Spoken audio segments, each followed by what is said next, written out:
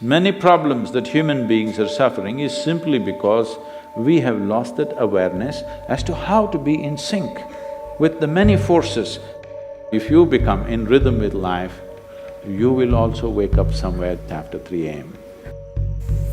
At that time, if you sit up and do whatever process you have been initiated for, it will bear maximum fruit.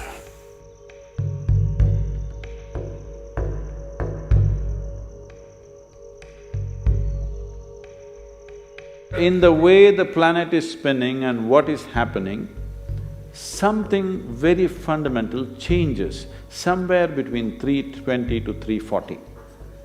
This is called Brahma Muhurtam. This is relevant only up to 33 degrees latitude. Your system, human system, functions in a certain way. It is a possibility. So, there has been an awareness about making use of this possibility. Your life is a product of many things that we call as the universe, many things that we call as existence. So we are a consequence of a certain phenomenal happening that we call as cosmos. We are not an individual existence. So when you get in sync, certain things will happen. You know, there's a cicadas in where we are in Tennessee, the US ashram, they wake up once in 17 years. Can you beat it? They know it is 17 years and they come awake and they breed and they go back to sleep. They're keeping time once in 17 years. No alarm bell anywhere. Well, how is this? I'm saying they're in sync with nature. We have lost sync within nature and we think that is our nature. No. All the many ailments, many problems that human beings are suffering is simply because we have lost that awareness as to how to be in sync with the many forces which are making us who we are. So yoga is to bring that sync so that you are in rhythm with life. If you become in rhythm with life, you will also wake up somewhere just after 3 a.m. If you're conscious, suddenly a certain spark of aliveness will happen within you. Even if you're in deep sleep, you will come awake. This must happen to you. This means you're falling in sync with it. You're falling in sync with life.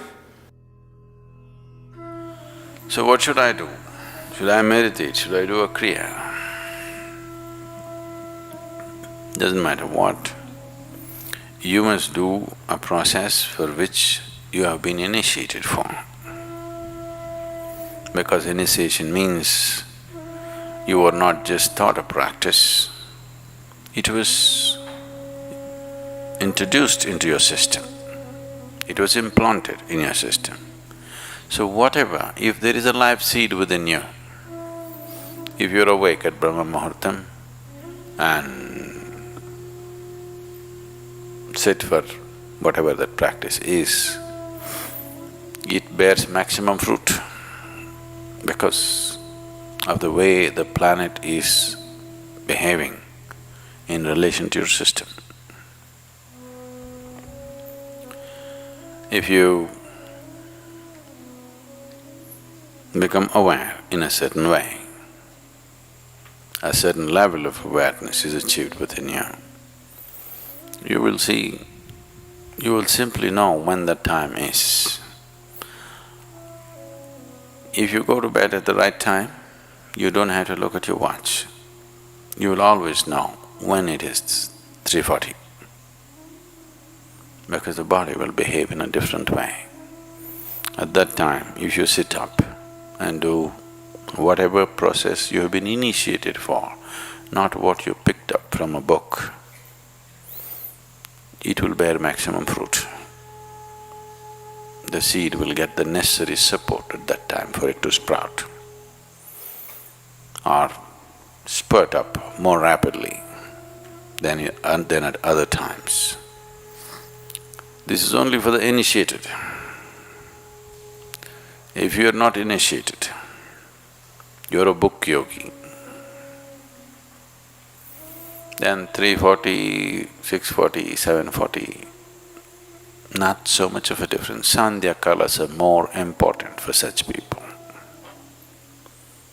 Sandhya means 20 minutes before sunrise, 20 minutes after sunrise, or 20 minutes before sunset and 20 minutes after sunset. The same goes for noon and midnight, but they're of a different nature. So these two twilights are better for the uninitiated. 3:40 is good for those who've been powerfully initiated.